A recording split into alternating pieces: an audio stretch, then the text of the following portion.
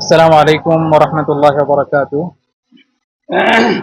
উপস্থিত সাংবাদিক ভাই এবং উপস্থিত সকলকে আমি কৃতজ্ঞতা জানাচ্ছি।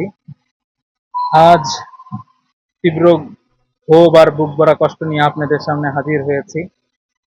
আন্তর্জাতিক ক্রীড়া সংস্থা বাংলাদেশের মাননীয় সভাপতি, বাংলাদেশ বেতারের প্রদানকারী, লালবাগ জামিয়া কোরআনিয়ার প্রবীণ উস্তাদ, লালবাগ শাহী মসজিদের দীর্ঘদিনের ইমাম এবং জামিয়া অবদার মতো শীর্ষ মাদ্রাসার সাবেক মুহতামিম, দেশবরণ্য আলেম আল্লামা কারি আবু রায়হান হাফিজাহুল্লাহর উপরে সংগঠিত বর্বরচিত ও নৃশংস হামলার বিচার চাওয়ার জন্য আজকে আপনাদের সকলকে আমন্ত্রণ জানানো হয়েছে।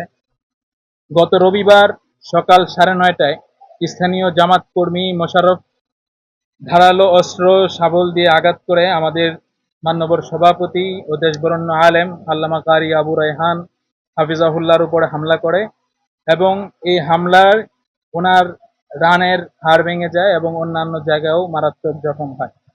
বর্তমানে তিনি হাসপাতালে চিকিৎসাধীন। তার একটি বড় অপারেশনের প্রয়োজন বলেও ডাক্তারগণ আমাদেরকে অবহিত করেছেন। আজ এই সংবাদ সম্মেলনে হুজুরের সভাপতি সাহেবের পরিবারের কেউ উপস্থিত থাকতে পারেননি। তার বড় ছেলে ময়মনসিংহে আছে, যেই জায়গায় ঘটনা সংঘটিত হয়েছে, এবং তার ছোট ছেলে মালয়েশিয়াতে আছে এবং তার একমাত্র জামাতা সে হজরতের সাথে হাসপাতালে থাকার কারণে তারা সব পরিবারের কেউ উপস্থিত হতে পারেননি। তবে সাংগঠনিক দায়িত্বশীল হিসেবে তার পরিবারের এই চরম সংকটে আমরা চুপ করে বসে থাকতে পারি না। তাই হজরতের পরিবারের পক্ষ থেকে আজ আমরা আপনাদের সামনে হাজির হয়েছি। প্রিয় সাংবাদিক বন্ধুগণ, আমরা হজরতের পরিবার সূত্রে এবং স্থানীয় উলামায়ে কেরামের তথ্যের ভিত্তিতে স্পষ্ট বলতে চাই, এই হামলা কোনো সাধারণ জমির বিরুদ্ধে নয়। এখানে সীমানা প্রাচীরকে কেবল একটি উসিলা হিসাবে ব্যবহার করা হয়েছে। মূল হামলাকারী মোশাররফ ও আলম দীর্ঘদিন ধরে মাওলানা কারি আবু রায়হান সাহেবকে নানাভাবে বিরক্ত করে আসছিল। গত বছর মসজিদ ও ঈদগাহ নিয়ে তারা দেখে নেয়ার হুমকি দেয়, শাসিয়ে যায়। হামলার পর এই অপরাধী বন্ডরা প্রকাশ্যে সদম্বে বলছে, অনেক দিন ধরে মারতে চাচ্ছিলাম, এবার সুযোগ পেলাম। অর্থাৎ এটি একটি পরিকল্পিত ও ঠান্ডা মাথায় হত্যার পরিকল্পনা হিসাবেও আমরা মনে করছি। বয়োজ্যেষ্ঠ হাজারো লাখো আলেম ওলামার উস্তাদ দের উপর এমন নৃশংস হামলা পর আমরা স্তব্ধ হয়ে যাই যখন দেখি স্থানীয় থানা পুলিশ কোনোভাবেই মামলা বা জিডি করতে রাজি হচ্ছিল না। হাসপাতালের রিপোর্ট, জখমের ছবি ও ভিডিও দেখানোর পরও প্রশাসন কোনো পদক্ষেপ নেননি।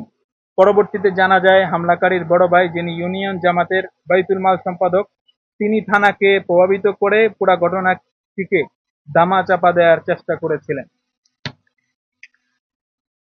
প্রশাসনের এই নির্লিপ্ত তাদের মুখে পরিবার, জেলা জামাতের সাংগঠনিক সম্পাদক, এমনকি জামাতের একজন এমপির সাথেও যোগাযোগ করা হয়। স্থানীয় এমপির বাসায় লোক পাঠানো হয়, কিন্তু দুর্ভাগ্যবশত তারা অপরাধীদের বিরুদ্ধে কোনো ব্যবস্থা নেননি। হজরতির প্রবাসী ছেলে জেলার এসপি এবং ওসির সাথে যোগাযোগ করার পরও কোনো সাড়া না পেয়ে বাধ্য হয়ে ফেসবুকে প্রকাশ করে। এরই প্রেক্ষিতে সারা বাংলাদেশের আলোড়ন সৃষ্টি হয়। ইসলামী অঙ্গনের দল মত নির্বিশেষে সমস্ত কওমি ঘরানার রাজনৈতিক দল বিবৃতি প্রকাশ করেন এবং আপনারা এই ঘটনা ইতিমধ্যে আমাদের সামনে হাজির হয়েছে দেখেছেন।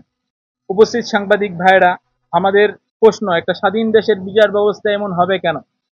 আজ হজরতের সন্তান বা অন্য কেউ সোশ্যাল মিডিয়াতে বলবে, এটা আলোড়ন সৃষ্টি হবে, এটা ভাইরাল হবে, এরপরে বিচারের জন্য তড়িঘড়ি তৈরি হবে। একটা স্বাধীন দেশের সাধারণ নাগরিক হিসাবে প্রত্যেকের বিচার পাওয়ার অধিকার রয়েছে। যার সোশ্যাল মিডিয়া নেই, তাহলে সে বিচার কিভাবে পাবে? উনি একজন বরেণ্য মানুষ, সারা বাংলাদেশে অত্যন্ত গ্রহণযোগ্য এবং বরেণ্য আলেম এবং আন্তর্জাতিকভাবে সমাদৃত ব্যক্তি। কাজেই এটা সোশ্যাল মিডিয়ায় খুবভাবে সমাদৃত হচ্ছে। যদি আজকে ওনার জায়গায় একটি গ্রামের সাধারণ বৃদ্ধ মানুষ এরকম হামলার শিকার হয়, আর স্থানীয় রাজনৈতিক শক্তি, পেশি শক্তি যদি প্রভাব খাটিয়ে এটাকে বিচারহীনতার সংস্কৃতির দিকে নিয়ে যায়, তাহলে এটা অত্যন্ত দুঃখজনক। এই দায় অবশ্যই স্থানীয় প্রশাসনকেও গ্রহণ করতে হবে।